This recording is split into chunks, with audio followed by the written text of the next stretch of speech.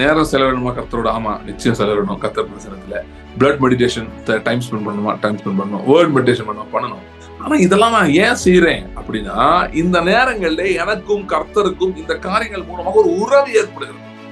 அந்த உறவு அவர் இருக்கிறார் என்றும் அவரை தேடும் போது நிச்சயமா எனக்கு பதில் அளிக்கிறவர் என்கிற உறுதி எனக்கு கொடுக்குறது. அதுதான் விசுவாசம். ஏனென்றால் தேவனிடத்தில் சேர்க்கிறவன் அவர் உண்டு என்றும் அவர் தம்மை தேடுவர்களுக்கு பலன் அளிக்கிறவர் என்றும் விசுவாசிக்க வேண்டும். கையில எல்லாம் பதில் உடனே வராம இருக்கலாம் ஒருவேளை, ஆனா உங்க இருதயத்துல ஒரு உறுதி உண்டாக, இந்த கர்த்தர் நல்லவர், இவர் என்னோடு இருக்கிறவர், எனக்கு உதவி செய்கிறவர் என்கிற அந்த மாறாத ஒரு அசையாத நம்பிக்கை இருதயத்துக்குள்ள வர வேண்டும். அதற்காக தான் இதான் நம்ம செய்தோம். ஓகே, சோ இப்ப நான் 1 hour பிளட் மெடிடேஷன் பண்ணேன், பிளட் டே பேசுறேன்னா நீங்க சரியா பண்ணலன்னு அர்த்தம். நீங்க அப்ப என்ன பண்ணணும்?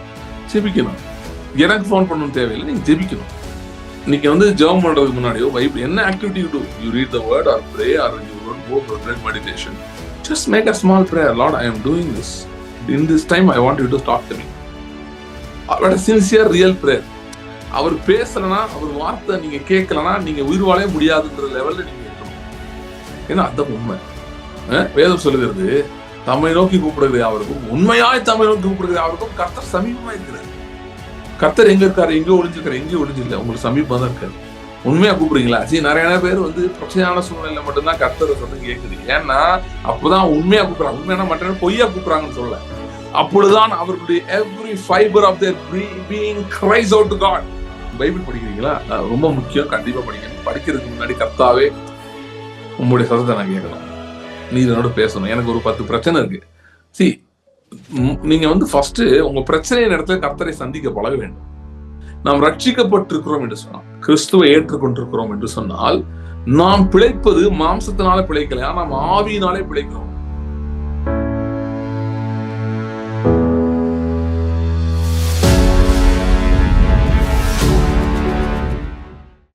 ஆண்டவரே, இந்த நாளிலே உடைய சமூகத்திலே நாங்கள் வரும்படி நீர் கொடுத்த இந்த வாய்ப்புக்காக நன்றி செலுத்துகிறோம்.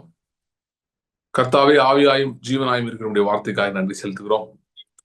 ஆவியாயும் ஜீவனாயும் இருக்கிற வார்த்தை, உடைய வல்லமுள்ள வார்த்தை ஆண்டவரே எங்களை நோக்கி புறப்பட்டு வரும்படியாக நாங்கள் ஜெபிக்கிறோம். ஆண்டவரே, மனக்கண்கள் பிரகாசம் அடைவதாக, மனக்கண்கள் பிரகாசம் அடைவதாக. Thank you Lord. உடைய அதிசயங்களை பார்க்கும்படி எங்கள் கண்களை திறந்திரணும். உடைய நன்மைகளை பார்க்கும்படி எங்கள் கண்களை திறந்திரணும். உடைய உதவியை பார்க்கும்படி எங்கள் கண்களை திறந்திரணும்.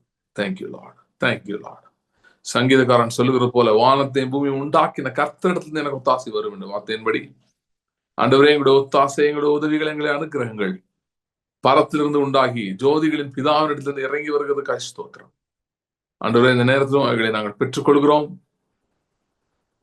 ஆண்டவரே, ஜெயத்தை பெற்றுக்கொள்ள எங்கள் ஒவ்வொருவரையும் வழி நடத்த முடியாது நாங்கள் ஜெபிக்கிறோம். ஆசீர்வதியும் இயேசு கிறிஸ்துவின் நாமத்தில் ஜெபிக்கிறோம் பிதாவே. ஆமென், ஆமென். கலாத்தியர் 5:16 நான் வாசிக்கிறேன். பின்னும் நான் சொல்லுகிறது என்னவென்றால், ஆவிக்கு ஏற்றபடி நடந்து கொள்ளுங்கள், அப்பொழுது மாம்ச இச்சையை நிறைவேற்றாதிருப்பீர்கள். மாம்சம் ஆவிக்கு விரோதமாகவும் ஆவி மாம்சத்துக்கு விரோதமாகவும் இச்சிக்கிறது. நீங்கள் செய்ய வேண்டும் என்று இருக்கிறவைகளை செய்யாதபடிக்கு இவைகள் ஒன்றுக்கொன்று விரோதமாய் இருக்கிறது. ஆவியினால் நடத்தப்படுவீர்களானால் நீங்கள் நியாயப்பிரமாணத்துக்கு கீழ்பட்டவர்கள் அல்ல. மாம்சத்தின் கிரியைகள் வெளியரங்கமாக இருக்கின்றன. அவையாவன விபச்சாரம், வேசித்தனம், அசுத்தம், காம விகாரம், விக்கிரகாராதனை, பில்லிசூனியம், பகைகள், விரோதங்கள், வைராக்கியங்கள், கோபங்கள், சண்டைகள், பிரிவினைகள், மார்க்க பேதங்கள், பொறாமைகள், கொலைகள், வெறிகள், களியாட்டுகள் முதலானவைகளே. இப்படிப்பட்டவைகளை செய்கிறவர்கள் தேவனுடைய ராஜ்யத்தை சுதந்தரிப்பதில்லை என்று முன்னே நான் சொன்னது போல இப்பொழுதும் உங்களுக்கு சொல்லுகிறேன். ஆவியின் கனியோ அன்பு, சந்தோஷம், சமாதானம், நீடிய பொறுமை, தயவு, நற்குணம், விசுவாசம், சாந்தம், இச்சையடக்கம். இப்படிப்பட்டவைகளுக்கு விரோதமான பிரமாணம் ஒன்றுமில்லை. கிறிஸ்துவினுடையவர்கள் தங்கள் மாம்சத்தையும் அதன் ஆசை இச்சைகளையும் சிலுவையில் அறைந்திருக்கிறார்கள். நம் ஆவினாலே பிழைத்திருந்தால் ஆவிக்கேற்றபடி நடக்கவும் கடவோம். மாம்சத்துக்கும் ஆவிக்கும் இருக்கிற பிரச்சனை இந்த பகுதி சொல்லுகிறது. சரியா? சோ இப்ப மாம்சம்னா என்ன, ஆவினா என்ன அப்படின்றதெல்லாம் நான் முன்னாடி நிறைய தடவை சொல்லியிருக்கிறேன். பட் இருந்தாலும் திரும்ப நான் சொல்லிட்டு I will go into this. மாம்சம் அப்படின்னு சொல்லும்போது ஆவி இல்லாதெல்லாம் மாம்சம் தான். ஓகே, ஆவி இல்லாத எல்லாமே மாம்சம் தான். சோ இது கிரியைகளை பத்தி சொல்லியிருக்கு. இங்க நம்ம படிக்கும்போது மாம்ச கிரியைகள் அப்படின்னு போட்டிருக்கு. சோ ஆவியின் கிரியைகள் இல்லை. ஆனா மாம்சம்னா இதை தாண்டி இருக்குது. இது கிரியைகள், ஒர்க்ஸ் ஆஃப் தி ஃப்ளெஷ். மாம்சத்தின் கிரியைகள் இதெல்லாம் வெளிப்படும். ஒருத்தவங்க மாம்சத்துல இருக்காங்கன்னா கண்டுபிடிக்கிறதுக்கு அடையாளங்கள் என்று இதெல்லாம் வேதம் சொல்லுகிறது. சோ ஆனா மாம்சம்ன்றது இதையும் தாண்டி இருக்கிறது. ஓகே, இந்த இடத்துல இல்லாத ஒண்ணு மாம்சத்தின் பெரிய கிரியை ஒண்ணு இருக்கு. யாராவது சொல்ல முடியுமா? அதாவது அந்த ஃப்ரூட்ஸ்ல அதெல்லாம் வெளியே வந்தது. இந்த ஃப்ரூட்டுக்கு ரூட்டா ஒண்ணு இருக்கு. இங்க சொல்லல அது. ஆனா நீங்க ஆவியின் கனியில பார்த்தா அது வருது. அது ஒரு பாசிட்டிவ் சைடு வருது. அதோட நெகட்டிவ் சைடு வந்து இதுல இருக்கு. Unbelief, correct. அவிசுவாசம். அன்பிலீஃப் இதுல சொல்லப்படல. இன்ஃபேக்ட் அன்பிலீஃப் தான் எல்லாத்துக்கும் காரணமா உள்ள மறைஞ்சிருக்கு. இது வந்து அவர் வந்து ஒர்க்ஸ பத்தி பேசுறாரு. சரியா? ஏன்னா ஏன் இத சொல்றாரு? ஏன் குறிப்பா இப்படி எழுதியிருக்காருன்னா, இது வந்து நியாயப்பிரமாணத்த சில பேர் சார்ந்து, நியாயப்பிரமாண கிரியைகளை சார்ந்து அவங்க வந்து நாங்க நீதிமான்களாக்கப்படுறோம்னு சொல்றாங்க. சோ இவர் என்ன சொல்றாருன்னா, பெரிய ஒரு லிஸ்ட்ட போட்டுட்டு இது எல்லாமே மாம்சத்தின் கிரியை தான். நீ நியாயப்பிரமாணத்தால நீதிமான் ஆயிட்டேன்னு சொல்லிட்டு இருக்கிற. ஆனா இவன்ட்ட வந்து ஃபார் எக்ஸாம்பிள் அவர் எழுதியிருக்க அந்த எக்ஸ்டென்சிவ் லிஸ்ட் பாருங்களேன். எல்லாரும் ஒருவேளை வந்து இந்த கலாத்தியர் சபையில இந்த பிரச்சனை. எல்லாரும் என்ன சொல்லிட்டாங்க? எல்லாரும் இல்ல, ஒரு குரூப் என்ன சொல்லிட்டாங்கன்னா, நாங்க ஒருத்தன் வந்து பிரசங்கம் பண்ணிட்டான். எருசலேம்ல இருந்து வந்து நீங்க நியாயப்பிரமாணத்தை ஃபாலோ பண்ணணும். நீங்க வந்து மோசே நியாயப்பிரமாணத்தை விருத்த சேதனம் எல்லாத்தையும் பண்ணணும். பண்ணாதான் நீங்க ரட்சிக்கப்படுவீங்க. அப்படின்னு ஒருத்தர் குழப்பி விட்டான். குழப்பி விட்டனே இங்க பெரிய பிரச்சனையாகி அடிதடி ஆயிடுச்சு. அடிதடியில எல்லாரும் வந்து இப்படி ஃபாலோ பண்ணுன்றாங்க. ஒரு குரூப் வேணான்றாங்க. சர்ச்சில் கன்ஃபியூஷன் வந்த போது இந்த லெட்டர் எழுதுறாரு பால். சோ அந்த லெட்டர்ல எல்லாம் என்ன எழுதுறாரு பாருங்க. அதாவது இதுல வந்து நீ வந்து நியாயப்பிரமாணத்தை ஃபாலோ பண்றேன்னு சொல்லிட்டு நீ சிம்பிளா நான் விபசாரம் செய்யல, வேஸ்டனம் செய்யல, அதெல்லாம் நீ செய்யாம இருக்கலாம். ஆனா பெரிய லிஸ்ட் இருக்குப்பா அப்படின்றாரு. அதுல பாருங்களேன், சண்டைகள், பிரிவினைகள் அதையே கொண்டு வந்துட்டாரு. சும்மா சும்மா நீங்க சண்டை போடுறதோட சண்டை போட்டுட்டு இருக்க, கோச்சுக்கிற, அதுவே என்னன்னு சொல்லிட்டாரு. எல்லாம் சோ நீங்க நினைச்சிட்டு இருக்க மாதிரி வந்து ஏதோ நாங்க ஒரு 10 பாயிண்ட் செய்யாம இருந்தா நாங்களா நீதிமான் அப்படின்னு நினைச்சிட்டு இருக்க. நியாயப்பிரமாணத்தின்படி அததான் போதிச்சவனு உனக்கு சொல்லியிருக்கா, நீ அதை நம்புற. அப்படிலாம் கிடையாது, பெரிய லிஸ்ட் இருக்கு, இதெல்லாம் இருக்கு அப்படின்னு எழுதிட்டாரு.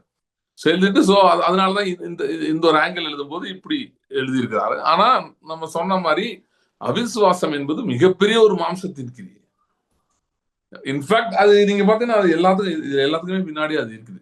இது எல்லாமே அவிசுவாசம் இருக்கும்போது இது எல்லாமே நடக்கும். இந்த மாதிரிதான் இருப்பாங்க நபர்கள். சோ ஆகவே அது பெரிய ஆச்சரியம் ஒன்றும் இல்லை. ஆனா இன்னைக்கு நான் வந்து இங்க இருக்க இந்த மாம்சத்தின் கிரியை பத்தி நான் பேச விரும்பல. நான் வந்து இந்த ஆவியின் காரியம், குறிப்பா வந்து இந்த 17வது வசனம், ஓகே, 16, 17 அந்த 2 வசனங்களே பார்க்கவே நமக்கு நேரம் சரியா இருக்கும்னு நினைக்கிறேன். அதை ரொம்ப டீப்பா பார்க்கலாம்.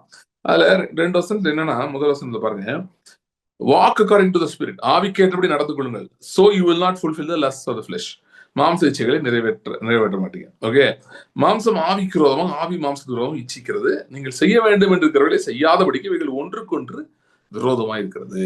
ஓகே, சோ இதுதான் இன்னைக்கு நான் மெயினா பேச போறேன். நான் எந்த ஆங்கிள் பேச போறேன்னா, இங்க இருந்த பிரச்சனை வேற பிரச்சனை.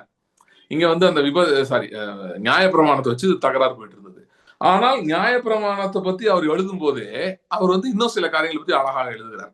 அது வந்து நியாயப்பிரமாண சண்டை இல்லாத இடத்துல கூட அந்த காரியங்கள்லாம் நமக்கு உதவியா இருக்கும். அதை பார்த்துடலாம். அதுதான் நமக்கு இன்னைக்கு கான்டெக்ட். அதனால அதை பார்த்துட்டு நம்ம அடுத்து திரும்ப இதுக்கு வரேன். கலாத்தியர் 3ஆம் அதிகாரம். ஆதலால் விசுவாசம் வருகிறதுக்கு முன்னே வெளிப்பட போகிற விசுவாசத்திற்கு ஏதுவாக நாம் அடைக்கப்பட்டவர்களாய் நியாயப்பிரமாணத்தின் கீழ் காவல் பண்ணப்பட்டிருந்தோம். சரியா?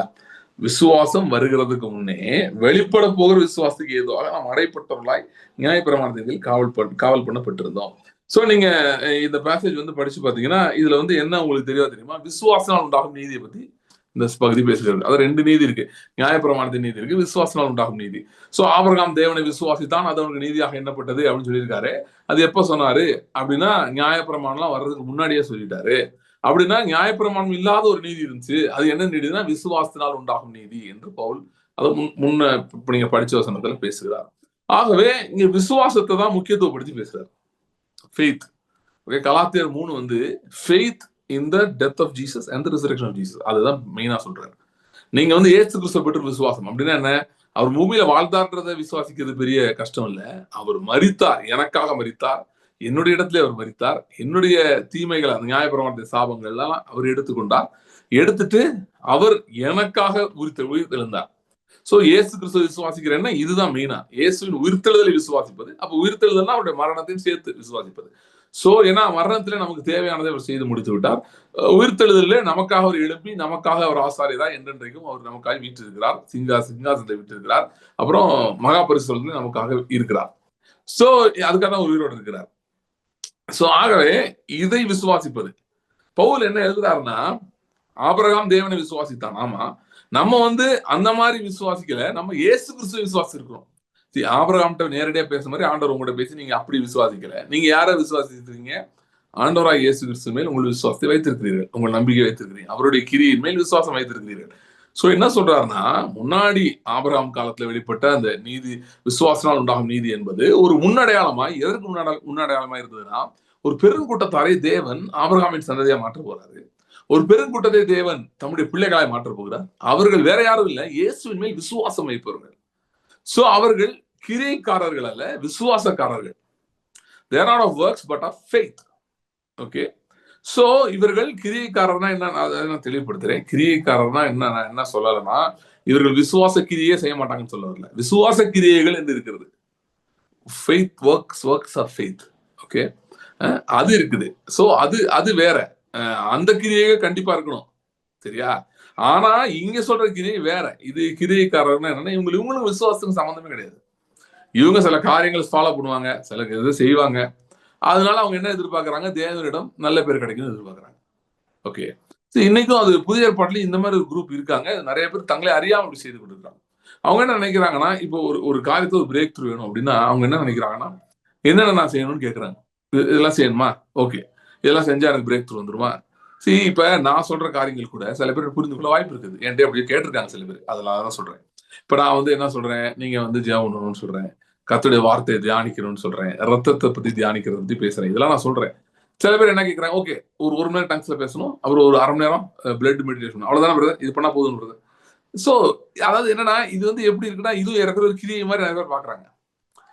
நேரம் செலவிடணுமா கர்த்தரோட? ஆமா, நிச்சயம் செலவிடணும். கர்த்தர் பிரசனத்துல பிளட் மெடிடேஷன் டைம் ஸ்பெண்ட் பண்ணணும், வேர்ட் மெடிடேஷன் பண்ணணும். ஆனா இதெல்லாம் நான் ஏன் செய்யறேன் அப்படின்னா, இந்த நேரங்கள்ல எனக்கும் கர்த்தருக்கும் இந்த காரியங்கள் மூலமாக ஒரு உறவு ஏற்படுகிறது. அந்த உறவு அவர் இருக்கிறார் என்றும், அவரை தேடும் போது நிச்சயமா எனக்கு பதில் அளிக்கிறவர் என்கிற உறுதி எனக்கு கொடுக்குறது. அதுதான் விசுவாசம். ஏனென்றால் தேவனிடத்தில் சேருகிறவன் அவர் உண்டு என்றும், அவர் தம்மை தேடுவர்களுக்கு பலன் அளிக்கிறவர் என்றும் விசுவாசிக்க வேண்டும். சோ விசுவாசனுடைய ஒரு மெயின் காரியம் தான். எபிரேயர் 11 தான் நான் இப்ப சொல்லியிருக்கேன். 11:2-3 வசனங்களை சொல்லிருக்கேன். தேவனிடத்தில் சேர்றவன் என்ன செய்யணுமா? அவர் இருக்கிறார் என்றும், தம்மை தேடுகிறவர்களுக்கு பலன் அளிக்கிறவர் என்றும் விசுவாசிக்க வேண்டும். இப்ப நான் பிளட் மெடிடேஷன் சொல்றேன், வேர்டு சொல்றேன், இதெல்லாம் என்ன பண்ணுதுன்னா, இது நடக்கணும் நீங்க பண்ணும்போது. அப்பதான் கரெக்டா நீங்க பண்ணிட்டு இருக்கீங்கன்னு அர்த்தம். புரியுதா? நீங்க ஜெபிக்கும் போது, கர்த்தருடைய சரஸ்ல உட்கார்ந்து போது உங்களுக்குள்ள அந்த உறுதி உண்டாக வேண்டும். உங்க கையில எல்லாம் பதில் உடனே வராம இருக்கலாம் ஒருவேளை, ஆனா உங்க இருதயத்துல ஒரு உறுதி உண்டாக வேண்டும். இல்ல இந்த கர்த்தர் நல்லவர், இவர் என்னோடு இருக்கிறவர், எனக்கு உதவி செய்கிறவர் என்கிற அந்த மாறாத ஒரு அசையாத நம்பிக்கை உங்க இருதயத்துக்குள்ள வர வேண்டும். அதற்காக தான் இதெல்லாம் நம்ம செய்யறோம். ஏன் அது உங்களுக்கு வருதுன்னா, நீங்கள் அவரை சந்திக்கிறீர்கள். there is a relationship here. we should never miss that out. நீங்க என்ன பாத்தீங்கன்னா, ஃபன்னியா இருக்குது பாத்தீங்கன்னா, ஒரு சில பேர் வந்து ரிலேஷன்ஷிப்னு பேசிட்டு அதுக்கான டூல்ஸே பேச மாட்டேங்கிறாங்க. அந்த டூல்ஸ் தான் நான் சொல்றது. பிளட், வேர்டு, ஸ்பிரிட்ல டூல்ஸ். ஸ்பீக்கிங் இன் டங்ஸ் என்னது? அது ஒரு tool by which you enter into that relationship with God. Blood meditation என்னது? அது இன்னொரு டூல். அது என்ன பண்ணுது? உங்க மைண்ட்ல இருக்க டவுட்ஸ் எல்லாம் கிளியர் பண்ணி, அதாவது குப்பையை விலக்கிட்டு இதை மட்டும் வைக்குது, தேவையானது மட்டும் வைக்குது, குப்பையெல்லாம் தள்ளி விட்டுருது. சோ அப்ப என்ன பண்ணுது? இன்னும் உங்களுக்கு தேவன் இருக்கிறார்ன்ற அந்த உறுதியை கொடுக்குது. ஏன்னா ரத்தத்தை பத்தி பேசும்போது கூட எபிரேயர் 12 சொல்லியிருக்கு, ஆபேல் ரத்தம் பேசுவதை பார்த்திலும் நன்மையானவர்களை பேசுகிற இயேசு கிறிஸ்து ரத்தம். அப்ப அதுவுமே பேசுது. Blood speaks. ஓகே, சோ இப்ப நான் 1 hour பிளட் மெடிடேஷன் பண்ணேன், பிளட்டே என்கிட்ட பேசலன்னா, நீங்க வந்து சரியா பண்ணலன்னு அர்த்தம். நீங்க அப்ப என்ன பண்ணணும்? ஜெபிக்கணும். எனக்கு போன் பண்ணணும் தேவையில்லை, நீங்க ஜெபிக்கணும், ஆண்டவர்கிட்ட கேட்கணும். ஆண்டவரே, நான் வந்து இது வந்து என்னன்னா, இது ரொம்ப சிம்பிள். இது வந்து எப்படி மிஸ் பண்றான்னு எனக்கு ஒன்றும் புரிய மாட்டேங்குது. ஏன்னா நீங்க வந்து ஜெபம் பண்றதுக்கு முன்னாடியோ பைபிள் என்ன activity you do, you read the word or pray or you go for blood meditation, just make a small prayer. Lord, I am doing this, in this time I want you to talk to me. அவரோட sincere real prayer.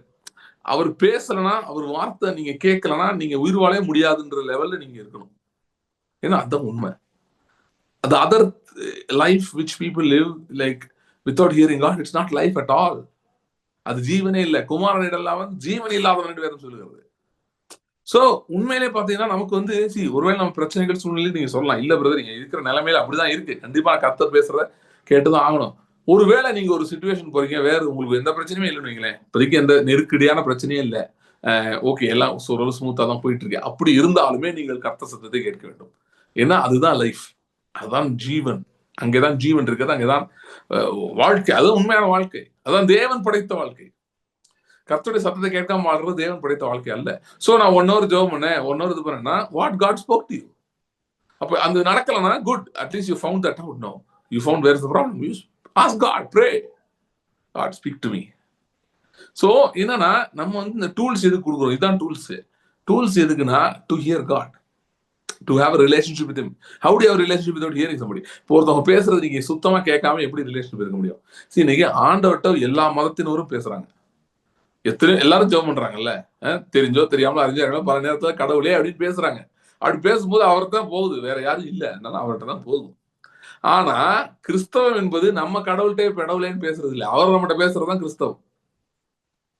பான் மீட்டிங்ல சொன்னேன், தீர்க்க தரிசனத்தை பத்தி அந்த example கொடுத்தது, question பதில் சொல்லும் போது சொன்னேன். அதாவது there is a dangerous trend today. அது என்ன ட்ரெண்ட்னா, தேவ சத்தத்தை விசுவாசி கேட்பதுக்கு பதிலாக நாங்க கேட்டு சொல்றோம்னு ஒரு குரூப் இருக்காங்க. அவங்க எல்லாம் தப்புன்னு சொல்லல, தப்பா செய்யறாங்கன்னு நான் சொல்ல வரல, அவங்களுக்கு ஒரு ரோல் இருக்கு, நான் இல்லைன்னு சொல்லல.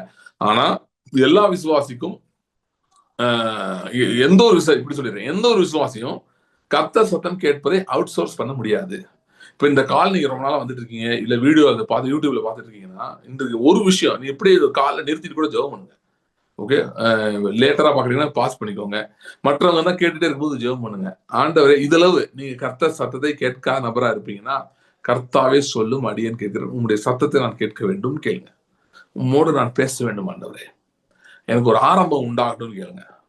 இதுக்கு வந்து ஒண்ணுமே தேவையில்லைங்க, ரியாலிட்டி மட்டும் தேவை. ரியலா நீங்க கேட்கணும்.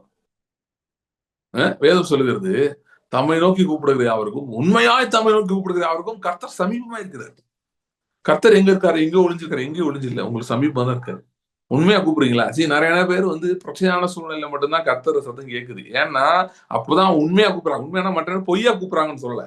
அப்பொழுதுதான் அவர்களுடைய every fibre of their being cries out to God. மற்ற time it's not happening. There okay, கேட்டாலும் பரவாயில்ல, கேட்காட்டியும் பரவாயில்ல. ஓகே, அப்படி இருக்க முடியாது. ஏன்னா இயேசு கிறிஸ்து அவரை பற்றி வேதம் சொல்லுகிறது, மனுஷன் அவர் சொன்னது, மனுஷன் அப்பத்தினால மாத்திரமல்ல தேவனுடைய வாயிலிருந்து புறப்பட ஒவ்வொரு வார்த்தையால் பிழைப்பான்னு அவர் வாழ்ந்து கொண்டிருந்தார். That was his life style. அதனாலதான் அவர் ஜெபம் பண்ண டைம் தேடிட்டே இருப்பாரு. பைபிள்ல போட்டிருக்கு, அவர் எங்க சில நேரம்லாம் ஜனங்களுக்கு பயந்து ஓடி போயிட்டாராம். ஏன்னா இவங்க வந்து ஒரு புட்டிங் எடுத்துக்கிட்டு இருக்காங்கன்னு சொல்லிட்டு ஓடி போய் ஒருத்தத்தை ஒழிச்சுக்கிட்டாராம். இன்னைக்கெல்லாம் வந்து ஒரு சில பேருக்குலாம் ஒரு அளவுக்கு மேல கிஃப்ட்லாம் ஆப்ரேட் ஆயிடுச்சுன்னு ஆரம்பிச்சுன்னு வைங்க, கையில பிடிக்க முடியாது. அவங்க வந்து அப்படியே ரவுண்டிங்லேயே தான் இருப்பாங்க. ஏன்னா ஊழியர் செய்ய சுத்திட்டே இருப்பாங்க. இயேசு கிறிஸ்து மிகப்பெரிய வரங்களை உடையவர். பல வருஷங்களுக்கு பின்பாக ஆவி மனிதனை உடையவராய் பூமிக்கு இருக்கிறவர், காட்ஸ் பெர்ஃபெக்ட் ப்ரோட்டோடைப். அவர் வந்து நேரம் தேடி போறாரு, எதுக்கு? ஜெபம் பண்றதுக்கு. ஏன்? Hearing the voice of God is so important. Okay, so அதனால இது எல்லாமே அதை நோக்கி தான். பைபிள் படிக்கிறீங்களா? ரொம்ப முக்கியம், கண்டிப்பா படிக்கணும். படிக்கிறதுக்கு முன்னாடி கர்த்தாவே உங்களுடைய சத்தத்தை நான் கேட்கணும், நீ இதனோட பேசணும், எனக்கு ஒரு 10 பிரச்சனை இருக்கு. நீங்க வந்து ஃபர்ஸ்ட் உங்க பிரச்சனையின் இடத்துல கர்த்தரை சந்திக்க பழக வேண்டும். சரியா? அப்ப என்ன சொல்றீங்க? ஆண்டவரே, எனக்கு இத்தனை பிரச்சனைகள் இருக்கு, இதுல நான் உங்களுடைய சத்தத்தை கேட்க வேண்டும் அப்படின்னு சொல்லிட்டு தான் நீங்க என்ன பண்ணணும்?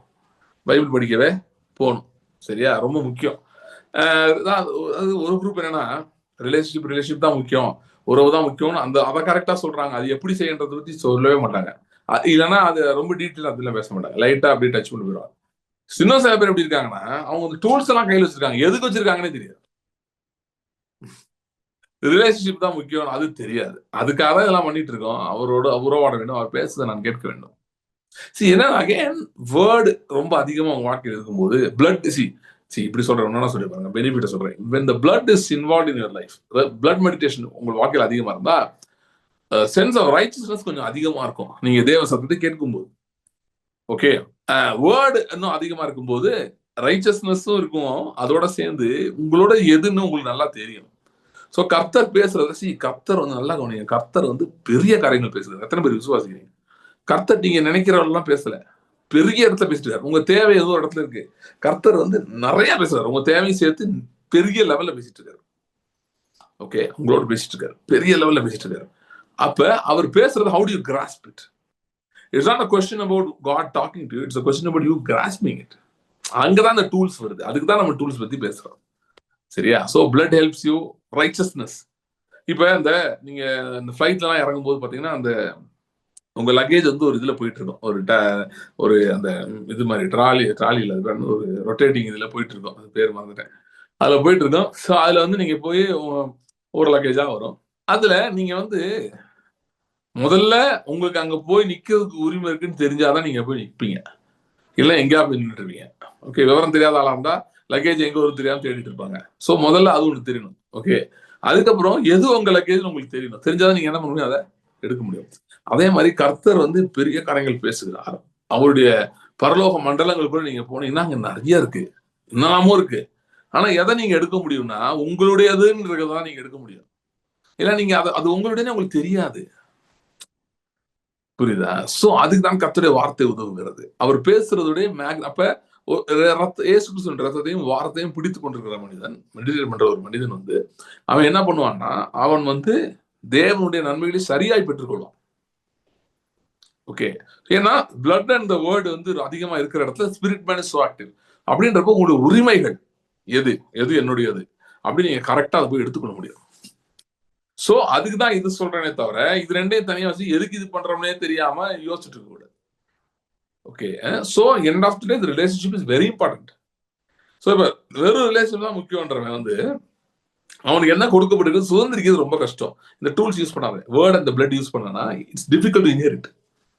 You hear God, yes. நான் தான் சொல்லுவேன்ல, ரொம்ப எப்பவுமே ஒரு எக்ஸாம்பிள் சொல்லுவேன். டாக்டர் பீட்டர் லூகார் வந்து சொன்ன ஒரு எக்ஸாம்பிள். ஒரு லேடி வந்து அவங்க சொன்னாங்களா, ஹெவனுக்கு போறேன், கர்த்தருடைய சமூகத்துக்கு போறேன், போய் டெய்லி வொர்ஷிப் லீடரா ஏதோ இன்டர்செசர் யாரோ ஒரு சபையில எல்லாம் பண்ணிட்டு இருக்கேன் அப்படின்றாங்க. ஆனா ப்ராஃபட் பீட்டர் முகோல்ட்ட ஆண்டவர் சொல்லியிருக்காரு, இவங்க வந்து வீட்டுக்கு ரெண்ட் பே பண்ண முடியாம இருக்காங்க. What a contradiction. She is going to God's presence but she is not having money to pay rent.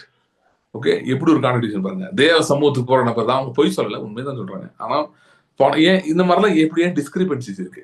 How can it be? Bible இது மாதிரி இருக்கா இல்லையா? எலிசா டைம்ல ஒரு அம்மா வந்து சொல்லுது, உங்களுடைய அடியான் கர்த்தருக்கு பயந்து நடக்கிறவன். ஆனா கர்த்தருக்கு பயந்து கடன் வாங்கிட்டு இருந்த நபர் கடன்லயே செத்துட்டாரு. சரியா? சோ இதெல்லாம் எப்படி? பரிசுத்தவான் தான் அந்த ஆளு, நீதிமான் தான், நியாயமா தான் இருந்திருக்காரு. ஆனா என்ன இல்லை அப்படின்னு பாத்தீங்கன்னா, அவருக்கு வந்து வெளிச்சம் இல்லை. அது மாதிரிதான் இருக்கு. இந்த மாதிரிதான் நிறைய பேர் இருக்காங்க. சோ அதனாலதான் வெறும் நிறைய பேர் சொல்லுவாங்க, மணிக்கணக்கான ஹோலி ஸ்பிரிட்ட வந்து பேசுறேன், ஹோலி ஸ்பிரிட் என்கிட்ட உட்காந்து கிஸ் பண்ணாரு, எல்லாம் பண்ணாரு. ஓகே, ஹோலி ஸ்பிரிட் எல்லாம் பண்றாரு. பீட்டர் அவர் சொன்னது, அந்த அம்மாட்ட சொன்னாராம், நீங்க அடுத்தோட பரலோகத்துக்கு போயிட்டு வரும்போது 2 கோல்டு பிரீக் வாங்கிட்டு வாங்க, உங்க எல்லாமே சரியாயிரும், எடுத்துட்டு வாங்க. சரியா? சோ ஏன் இந்த முக்கெல்லாம் போயிட்டு போயிடாரு? நிறைய இது மாதிரி தான் நிறைய பேர் கேட்டிருக்கேன். எனக்கு எந்த அளவுனா சில பேர்லாம் கேட்டு இனிமேட்டு எப்பா சாமி இது மாதிரி வேணான்ற அளவுக்கு போயிட்டேன். ஏன்னா எப்ப பார்த்தாலும் பரிசுத்தாவினர் வந்தாரு, அவங்க பரிசுத்தாவினர் தான் அதிகம் பேசுவாங்க. பரிசுத்தாவினர் வந்தாரு, என்ன சொன்னாரு, அன்பா இருக்கேனாரு, கிஸ் கொடுத்தாரு, அப்புறம் கட்டி பிடிச்சாரு, எல்லாம் நல்லதுதாங்க. ஏதோ காசு கொடுத்தாரா? உங்களுக்கு தேவைப்படுதுல? என்னங்க நீங்க இப்படி பேசுறீங்க? பணமோ எல்லாவற்றுக்கும் உதவும்னு நானா சொன்னேன்? பைபிள்ல போட்டிருக்கு. அது வந்து வசனம். பணமும் எல்லாவற்றுக்கும் உதவும். பணம் வேணும் பூமியில, பணம் இல்லாம இருக்க முடியாது.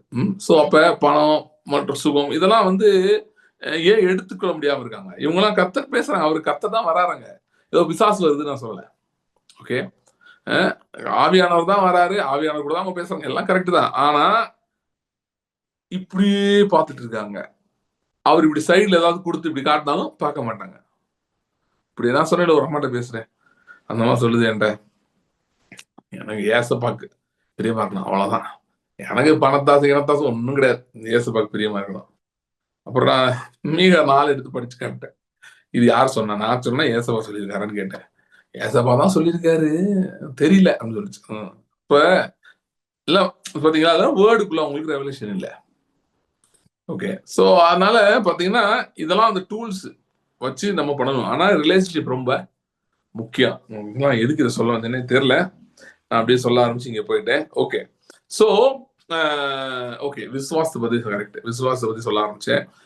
தேவனோடு நம்ம உறவில் இருக்கும்போது விசுவாசம் வருதுன்னு சொன்னேன். நம்ம இதயத்துல விசுவாசம் செயல்படுது. சோ கர்த்தரோடு இருக்க உறவின் அடிப்படையில விசுவாசம் இருக்கிறது. ஓகே, சோ நம்ம ஆரம்பிச்சதுக்கு வரலாம். பேச ஆரம்பிச்சதுக்கு சோ என்ன பேசிட்டு இருந்தேன் அப்படின்னு சொன்னா, ஆவி கேட்டபடி நடந்து கொள்றது, மாம்சிச்சை நிறைவேற்றாதிருப்பது, அது எந்த கான்டெக்ட்ல நமக்கு இன்னைக்கு ரொம்ப தேவை அப்படின்னு பாத்தீங்கன்னா, இங்க இருக்கிற அந்த பெரிய லிஸ்ட்ல அவ்வளவு பேர் யாரும் செய்யற மாதிரி எனக்கு தெரியல. அவ்வளவா ஏதாவது நிறைய கிறிஸ்தவர்கள் ரொம்ப நல்லவங்களா இருக்காங்க. ஒருவேளை அதுலயும் அவங்களுக்கு ப்ராப்ளம் இருக்கலாம், கேரக்டர்ஸ்ல இஷ்யூஸ்ல இந்த மாதிரிலாம் இருந்தாலுமே இதை சரி பண்ணா எல்லாமே சரியாயிடும். இதுதான் ஃபவுண்டேஷன். சரியா? அதான் இன்னைக்கு பாக்குறோம், விசுவாசம். சோ ஆவிக்கேற்றபடி நடந்து கொள்ளுங்கள், அப்பொழுது மாம்ச இச்சையை நிறைவேற்றாதீர்கள். அப்படின்னா ஆவிக்கேற்றபடி நடந்து கொள்வது என்பது விசுவாசத்தில் வாழ்வது. மாம்சத்தின் இச்சையை நிறைவேற்றாம இருப்பீங்க அப்படின்றது என்னது? இங்க மாம்சம் என்று வருகிறது அவிசுவாசத்தை காட்டுகிறது. ஓகே, சோ யாருமே ரட்சிக்கப்பட்ட உடனேயோ இல்ல கர்த்தரோட நல்ல உறவுல இருக்கிறப்பயோ யாரும் லேசா அவிசுவாசத்துல வாழணும்னு விரும்புறது இல்லை. யாரா விரும்பி நீங்க கேட்டிருக்கீங்களா? நான் தொடர்ந்து அவிசுவாசிக்க விரும்புறேன் அப்படின்னு யாரும் சொல்றது இல்லை. ஓகே, எந்த ஒரு உண்மையான மெய்யான விசுவாசியும் அப்படி சொல்ல மாட்டாங்க. நான் அவிசுவாசத்துல வாழ விரும்புறேன், எனக்கு நல்லா இருக்கு, ரொம்ப பிடிச்சிருக்குன்னு யாரும் சொல்ல மாட்டாங்க. நிறைய பேரு அவிசுவாசத்துல வாழ்றோட தெரியாம வாழ்ந்துட்டு இருக்காங்க. அதாவது மாம்சத்திலே வாழ்ந்து கொண்டிருக்கிறார்கள். ஓகே, இப்ப என்னன்னா அந்த கலாத்தியர் படிச்ச வசனம் 5வது அதிகாரத்திலே 25வது வசனம், நாம் ஆவியினாலே பிழைத்திருந்தால் ஆவிக்கேற்றபடி நடக்கவும் கடவோம். ரொம்ப நல்ல வசனம். இந்த வசனம் சொல்லுது, நாம் ஆவியினாலே பிழைத்திருந்தால், அப்படிதானே வருது, நாம் ஆவியினாலே பிழைத்திருந்தால் ஆவிக்கேற்றபடி நடக்கவும் கடவோம். அப்ப பவுல் இங்க என்ன சொல்லுகிறார் என்று சொன்னால், நாம் ரட்சிக்கப்பட்டிருக்கிறோம் என்று சொன்னால், கிறிஸ்துவை ஏற்றுக்கொண்டிருக்கிறோம் என்று சொன்னால், நாம் பிழைப்பது மாம்சத்தினால பிழைக்கலையா, நாம் ஆவியினாலே பிழைக்கிறோம். திரும்ப சொல்றேன், நம்ம ரட்சிக்கப்பட்டிருக்கிறோம், கிறிஸ்துவை ஏற்றுக்கொண்டிருக்கிறோம் என்று சொன்னால், நாம் மாம்சத்தின்படி பிழைக்கிறவர்கள் அல்ல, ஆவியின்படி பிழைக்கிறவர்கள். அப்படின்னா என்னன்னா, இப்ப மாம்சத்தின்படி பிழைக்கிறதுனா என்ன அப்படின்னு பாத்தீங்கன்னா, காண்கிறவைகள் படி வாழ்றது. ஓகே, சோ காண்கிறதுபடி மாம்சத்தின்படி வாழ்றதுன்னா என்ன அர்த்தம்னா, we owing our life to the natural factors. இப்போ ஒருத்தர் உங்கள்கிட்ட, ஏன் நீங்க நல்லா இருக்கீங்க, உங்களுக்கு ஹெல்த் எதுவும் மேஜர் இஷ்யூஸ் இல்லை, ஏன் இல்லை அப்படின்னா நம்ம இப்படி சொல்றோம்னு வைங்களேன், அது என் பாடி நல்லா ஸ்ட்ராங்குங்க, எனக்கெல்லாம் லேசமும் வராது. ஏன்னா எங்க அப்பா அப்படிதான், எங்க தாத்தா அப்படிதான், இல்லைன்னா நான் அப்படிதான், நான் சின்ன பிள்ளைல இருந்து டயட் ரொம்பலாம் சாப்பிட மாட்டேன், அப்படியே கண்ட்ரோலா சாப்பிட்டுக்கிட்டேன், நான் ஜிம்முக்கு போவேன், அதுக்கு போவேன், இதுக்கு போவேன், எல்லாம் இப்ப நல்லா இதா வச்சுக்கிட்டேன் பாடியை, அப்படி இப்படிலாம் நம்ம சொல்றோம்னா மேபி அதெல்லாம் உண்மையா இருக்கலாம். ஆனா அப்படிதான் நீங்க சொல்றீங்கன்னா நீங்க மாம்சத்தினால வாழ்றதா நினைச்சிட்டு இருக்கீங்க. ஓகே, கிறிஸ்துவுக்குள்ள இருக்கிற ஒருவனும் மாம்சத்தின்படி பிழைக்கிறது இல்லை, ஆவியின்படி தான் பிழைக்கிறான் by default. That is the reality. ஆனா இங்க ஏன் இதை எழுதுறாரு? ஆவி கேட்டபடி இங்க என்ன எழுதுறாரு? ஆவியினாலே பிழைத்திருந்தால், ரட்சிக்கப்பட்ட எல்லாருக்குமே அதான் ட்ரூத், அதான் reality. They are no longer living by what they see. They're living by faith, okay, on the Son of God. தேவகுமாரனை பற்றும் விசுவாசனாலே வாழ்கிறேன் பவுல் சொன்ன மாதிரி தான் எல்லாருமே, அதுதான் அவங்க ஆவியில அப்படிதான் இருக்கு. ஏன்னா மறுபடியும் பிறந்த போது அவங்க ரியாலிட்டி அப்படி ஷிஃப்ட் பண்ணிட்டாரு. அவங்களுடைய அந்த காண்கிற உலகத்தில் வாழ்றதுல இருந்து ஆவியில இருந்து வாழ்கிற வாழ்க்கைக்கு ஷிஃப்டே பண்ணியாச்சு. ஆனா ஆவி கேட்டபடி நடக்க கடவுள் ஏன் சொல்லியிருக்குன்னா, it's possible that you have that reality but you don't walk in that reality, you still walk in the old reality. It's possible. சில பேர் சொன்னா அப்படி நீ வாழவே முடியாது. No, it's quite possible, as evidenced by millions of Christians. Okay, அதாவது என்னன்னா என்ன சொல்ல வரேன்னா, இந்த ஆவியின் வாழ்க்கைனா என்ன தெரியாம, இதை பற்றின வெளிப்பாடு இல்லாம, ஓகே, சி உலகத்தார் அவங்களுக்கு ஒரு வியாதியோ ஏதோ வந்துட்டா அவங்க என்ன பண்றாங்க, டக்குன்னு டாக்டர் போறாங்க, போயிட்டு டாக்டர் என்னெல்லாம் சொல்றாருன்னு விசாரிக்கிறாங்க, கண்டுபிடிக்கிறாங்க. கண்டுபிடிச்சிட்டு டாக்டர் உங்களுக்கு என்ன ரிப்போர்ட் கொடுக்குறாரோ அதுதான் ரியாலிட்டின்னு அவங்க நம்பிக்கிறாங்க. ஓகே, ஆனால் நமக்கு அந்த ரியாலிட்டி இருந்தாலும் இன்னொரு பக்கம் there is one more reality called the spirit. அதான் சொல்றாரு, நீங்க ஆவியினால் பிழைத்திருந்தால் ஆவி கேட்டபடி நடந்து கொள்ளுங்கள். அது வேற ஒரு லைஃப். அன்பார்ச்சுனேட்லி இந்த ஆவியில வாழ்றதுன்றது வெறுமனே கேரக்டருக்கு மட்டும் யூஸ் பண்ணி வச்சிருக்காங்க. இது ரொம்ப ஈஸி ஆக்சுவலா அப்படி பண்றது, ஆனா அது ஆபத்தானது. ஆவியில வாழ்றது ஸ்பிரிச்சுவலாருன்னு சொல்லி அப்படின்னா என்ன, நல்ல கேரக்டர்ல வாழு, இந்த முன்னாடி இருக்க மாம்சத்தின் கிரியை நிறைவேற்றாம இருந்தாலே போதும் அப்படின்னு சொல்லி சொல்லி சொல்லி சொல்லி சொல்லி ஸ்பிரிட் லைஃபோட ரியாலிட்டியை காட்டாமலே வைத்திருக்கிறார்கள், மறைத்து வைத்திருக்கிறார்கள். இது பிசாசின் வஞ்சகம் என்று நான் சொல்லுகிறேன். அதனால பாத்தீங்கன்னா நான் ரொம்ப கேரக்டர் பத்தி பேசவே மாட்டேன். நீங்க கவனிச்சிருக்கீங்களா? எப்படி நல்லவர்களா இருக்கணும் நான் ரொம்ப பேசவே மாட்டேன். ஏன்னா அது நிறைய பேர் பேசிட்டாங்க. நீங்க யூடியூப்ல போய் பாருங்க, எக்கச்சக்க பேர் பேசிருக்காங்க. கோடான கோடி கிறிஸ்தவர்கள் பிரசங்கியாளர்கள் பேசியிருக்காங்க. அதுவும் 500 வருஷங்களா தான் சபையோட போக்கஸா இருக்கு. மார்ட்டின் லூத்தர் டைம்ல இருந்து ஆரம்பிச்சது. ஓகே, நீங்க சில பேர் நிறைய பேர் யோசிச்சு பாக்குறது இதெல்லாம். மார்ட்டின் லூத்தருக்கு முன்னாடி நிறைய பேர் அவர் பண்ற வேலையை ட்ரை பண்ணாங்க, எல்லாத்தையும் கொண்டுட்டாங்க. மார்ட்டின் லூத்தர் மட்டும் தான் கொல்லல. ஏன்னா அவருக்கு தனிப்பட்ட முறையிலே ரைச்சஸ்னஸ் அண்ட் ஜஸ்டிபிகேஷன் பத்தி ரொம்ப ஸ்ட்ராங் ரெவலேஷன் இருந்தது. என்னை அவனும் கொல்ல முடியாதுன்னு அவருக்கு உறுதியான நம்பிக்கை இருந்தது. ஓகே, ஏன்னா ரைச்சஸ்னஸ் அண்ட் ஜஸ்டிஸ் பத்தி நல்ல அறிவு இருந்தது தனிப்பட்ட முறையில் அவருக்கு. அப்படி அறிவு இல்லாமலாம் இவ்வளவு பெரிய ரோம சாம்ராஜ்யத்தெல்லாம் யாராலும் எதிர்க்க முடியாது. பயங்கரமான எம்பையருங்க அது. எத்தனையோ ராஜாக்கள் அதுக்கு எதிராக போராடி தோத்து போயிருக்காங்க. நிலவரத்தை கவனிங்க. அவர் ஜெர்மனியில அவர் இருந்த மார்ட்டின் லூத்தர் இருந்த அந்த ஏரியாவோட லோக்கல் கிங் ஃப்ரெட்ரிக், பிரின்ஸ் ஃப்ரெட்ரிக்கு வந்து போப்ப டைரக்டா எதுக்க தைரியம் இல்லை, பயம் இருந்துச்சு நிறைய. இன்டைரக்ட் அவருக்கு பிடிக்கல, ஆனாலும் டைரக்டா எதுக்க முடியல, இன்டைரக்டா என்ன பண்ணிட்டு இருப்பாரு. அவரே கடைசியில போப்புக்கு எதிரா தைரியமா அட்டாக் பண்றதுக்கு யூஸ் பண்ண வெப்பனே மார்ட்டின் லூத்தர் தான். ஓகே, சோ அதனால பாத்தீங்கன்னா இப்ப ஆவி கேட்டபடி நடந்து கொள்றதுன்னா அதுல நிறைய இருக்கு. ஓகே, ஆவி கேட்டபடி நடந்த ஒரு எக்ஸாம்பிள் உங்களுக்கு காட்டுறேன் பாருங்களேன். ஆவி கேட்டபடி, ஆவியினால் பிழைக்கிறவங்க நம்ம அப்படின்னா நம்முடைய சோர்ஸ் வந்து ஸ்பிரிட் தான். பவுல் என்ன சொல்றாருன்னா, எப்பா உங்களோட இதே மாத்தியாச்சு. ஓகே, உங்களுடைய சோர்ஸ், பவர் சோர்ஸே மாத்தியாச்சு, பெட்டர் அதை யூஸ் பண்ணியா. புரியுதா நான் சொல்றது? அதாவது உங்களுக்கு வந்து இந்த சார்ஜிங் கேபிள்லாம் நம்ம யூஸ் பண்ணுவோம் பார்த்தீங்களா, அதில் பார்த்தீங்கன்னா சிலது ஸ்லோ சார்ஜிங் இருக்கு. நீங்கள் அது போட்டிங்கன்னா ரொம்ப நேரம் ஆகும். சில நேரம் ஃபோன் ஃபுல் சார்ஜ் ஆகுது 5 மணி நேரம் 6 மணி நேரம் ஆகும். ஆனால் அதே இது பார்த்தீங்கன்னா சில லைட்னிங் ஃபாஸ்ட் கேபிள்ஸ்லாம் இருக்கு. நீங்கள் அதெல்லாம் போட்டிங்கன்னா 30-40 மினிட்ஸ் அவ்வளோதான், 1 ஹவர்க்குள்ள நிரம்பிடும், ஃபுல் ஆயிரும். இப்போ என்ன சொல்றாருன்னா, இப்போ பழைய கேபிள் இருக்கு, ஆனால் ரொம்ப லேட் ஆகும், அது பிஞ்சு போன கேபிள். சில கேபிளாக பார்த்தீங்கன்னா சில பேர் கேபிள் பார்த்துருக்கீங்களா, அது நீங்கள் பிடிச்சி இப்படி திருக்கி பிடிச்சி வைக்கணும். இந்த இது மாதிரி எப்படி எப்படி இப்படி பிடிச்சி வச்சுக்கணும், அப்படியே பிடிச்சி வச்சாதான் ஏறும், விட்டீங்கன்னா போயிடும். ஓகே, அது மாதிரிதான் மாம்சத்தின்படி வாழ்றது. சொல்றாரு, உனக்கு கேபிள் கொடுத்தாச்சியா, அதை போட்டு யூஸ் பண்ணு, அதை பத்தி பழக்க ஆரம்பி, அதை எப்படி யூஸ் பண்ணணும்னு கண்டுபிடி, அதை பத்தி யோசி, அதை பத்தி சிந்தி, அதை பத்தி தியானி அப்படின்றாரு. ஒரு எக்ஸாம்பிள் சொல்றேன் பாருங்களேன், மாம்சத்தின்படி ஆவின்படி நடக்கிறது எக்ஸாம்பிள். அப்போஸ்தலர் 28ஆம் அதிகாரம் 3 நானே வாசிக்கிறேன். இது அப்போஸ்தலர் 28:3 வாசிக்கிறேன். பவுல் சில விறகுகளை வாரி அந்த நெருப்பின் மேல் போடுகையில் ஒரு விரியன் பாம்பு அனலுரைத்து புறப்பட்டு அவனுடைய கையை கவ்விக்கொண்டது. விஷப்பூச்சி அவன் கையில தொங்குகிறது அந்நியராகி அந்த தீவார் கண்டபோது, இந்த மனுஷன் கொலைபாதகன், இதற்கு சந்தேகம் இல்லை, இவன் சமுத்திரத்துக்கு தப்பி வந்து பழியானது இவனை பிழைக்க ஒட்டவில்லை என்று தங்களுக்குள்ளே சொல்லிக் கொண்டார்கள். அவன் அந்த பூச்சியை தீயிலே உதிரி போட்டு ஒரு தீங்கும் அடையாதிருந்தான். அவன் வீக்கம் கண்டு அல்லது அவன் சடியாய் விழுந்து சாவான் என்று அவர்கள் பார்த்து கொண்டிருந்தார்கள். நெடுநேர்மை பார்த்து கொண்டிருந்தும் ஒரு சேதமும் அவனுக்கு வராதை கண்டபோது வேறு சிந்தையாகி இவன் தேவன் என்று சொல்லிக் கொண்டார்கள். இப்ப பாத்தீங்கன்னா இதுதான் ஆவி கேட்டபடி நடக்குது, மாம்சத்தின்படி நடக்கிறதுக்கு எக்ஸாம்பிள் சொல்றேன். பவுல வந்து ஒரு பாம்பு வந்து கையில கிடைச்சிருச்சு. ஓகே, இப்ப மாம்சத்தின்படி நடக்கிறவர்கள் என்ன செய்வாங்க நான் சொல்றேன். முதல்ல யோசிப்பாங்க, ஏன் பாம்பு கடிச்சது, ஏன் பாம்பு கடிச்சது. இவங்கெல்லாம் நான் சொல்றது நீங்க ஆவிக்குரியவங்க நினைக்கலாம், இல்லை இவங்களாம் மாம்சத்துக்குரியவங்க. ஒருவேளை நம்ம ஏதாவது பாவம் செஞ்சிருப்போமோ, நம்ம ஏதோ ஏதோ தப்பு செஞ்சிருப்போம்னு நினைக்கிறேன், அதுதான் பாம்பு கடிக்குது. சும்மா கடிக்குமா, கர்த்தர் அனுமதிப்பாரா பாம்பு கடிக்கிறதுக்கு? பாம்பு கடிக்க விட்டுருக்காருன்னா ஏதோ காரணத்தோட தான் கடிச்சு பண்ணியிருக்காரு. இது ஒரு குரூப். இவனும் மாம்சத்தின்படி யோசிக்கிறவன் தான். ஏன்னா இவன் என்ன பண்ணணும்னு பாக்குறான்னா, இது வந்து பாம்பு அவனை கடிக்கலாமா கடிக்கூடாதா அதை பத்தி அவங்களுக்கு தெளிவில்லை, கர்த்தரை பத்தி என்ன இல்லை தெளிவில்லை. சரியா? சோ வந்து இவன் மாம்சப்படி திங்க் பண்றவன் தான். இன்னொருத்தர் மாம்சப்படி திங்க் பண்றவன், அவன் யார் தெரியுமா, கர்த்தர் தான் பாம்பை விட்டார், கர்த்தர் மேல கோச்சிட்டு ஜெபம் பண்ண மாட்டான் அடுத்த நாள் இருந்து. எவ்வளவு சின்சியரா இருந்தேன் தெரியுமா, ஒரு தப்பு செஞ்சது இல்லை.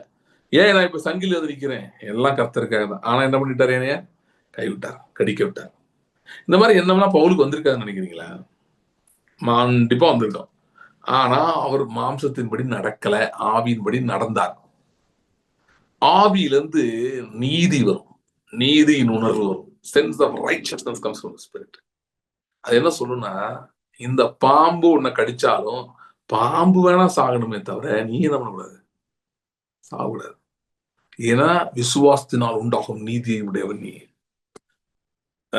அதனால வந்து அந்த நீதி வந்து எல்லாருமே, நோவா காலத்துல எல்லாருமே அழிவு வந்துச்சு. ஆனா எனக்கு என்ன வரல, நோவாக்கு என்ன வரல, அழிவு வரல. ஏன்னா அவன் விசுவாசத்தால் உண்டாகும் நீதிக்கு சொந்தக்காரன். அவன் விசுவாசித்தான், அதே மாதிரி நான் விசுவாசித்திருக்கிறேன். இயேசு கிறிஸ்துவின் மேல் அதே நம்பிக்கை நான் வைத்திருக்கிறேன். அப்ப பாம்பு அவனுக்கு கடிக்கலாம், என்னைய கடிச்சாலும் எனக்கு என்ன ஆகாது? ஒன்னும் ஆகாது. It will not affect me. It will not affect me.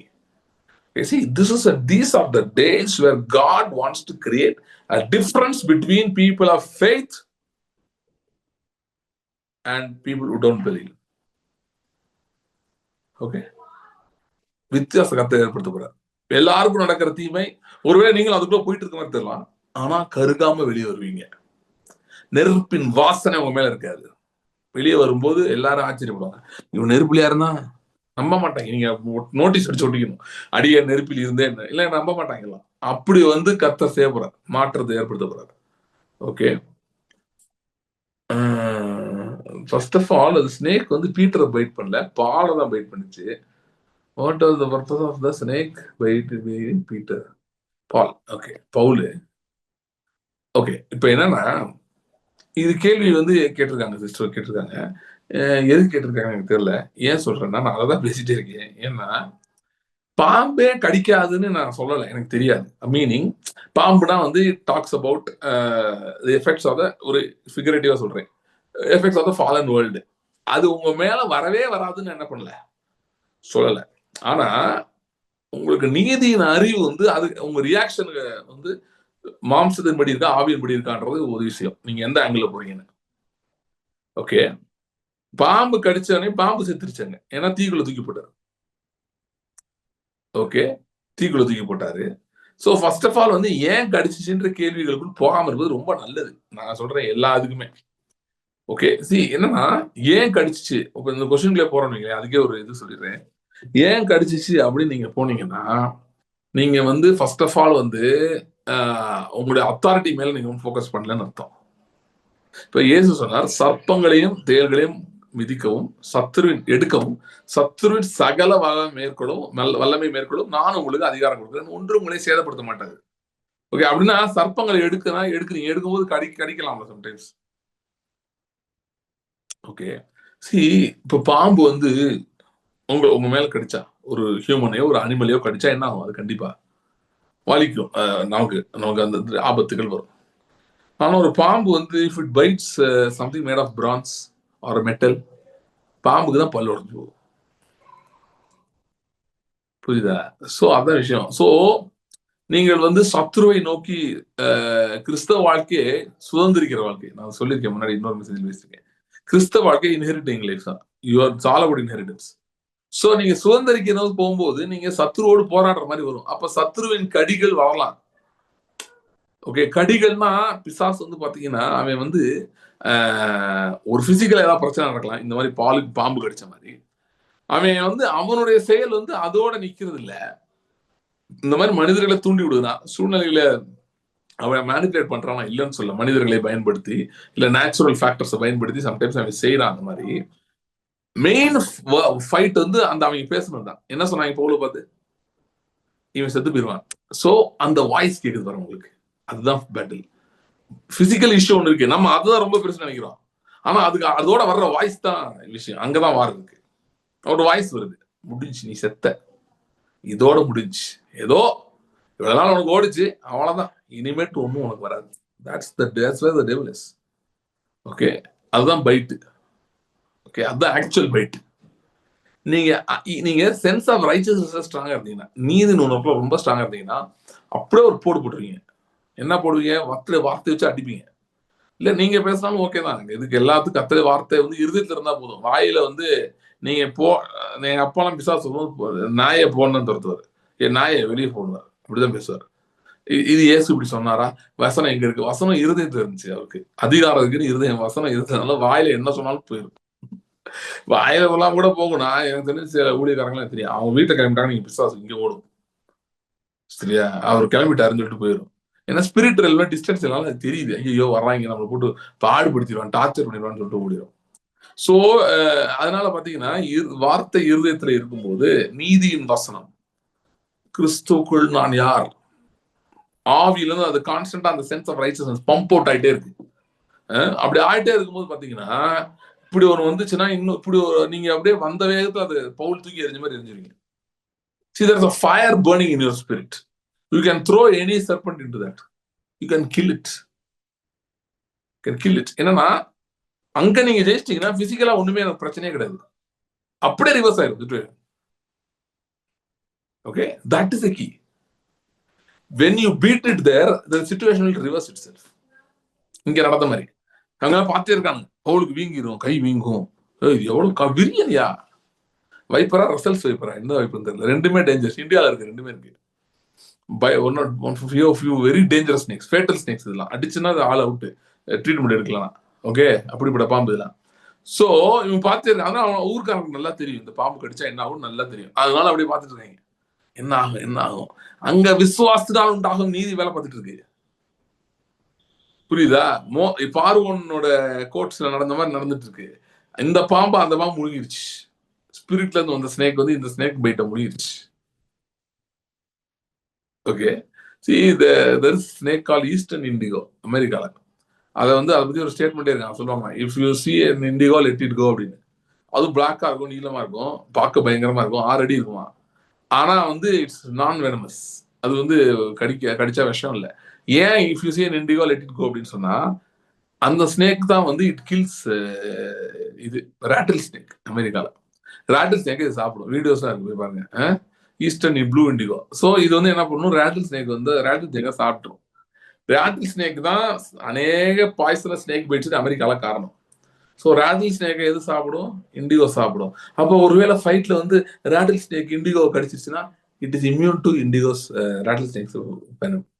அதாவது ஈஸ்டர்ன் இண்டிகோ வந்து பாம்புக்கு வந்து அந்த இப்படி சொல்லிடுறேன், ஈஸ்டர்ன் இண்டிகோ பாம்பை நம்ம ராட்டில் ஸ்னேக்கின் விஷத்தால் சேதப்படுத்த முடியாது. புரியுதா? ஏன்னா இதற்கு அதை தாண்டின சக்தி இருக்கிறது, வல்லமை இருக்கிறது ஈஸ்டர்ன் இண்டிகோக்கு.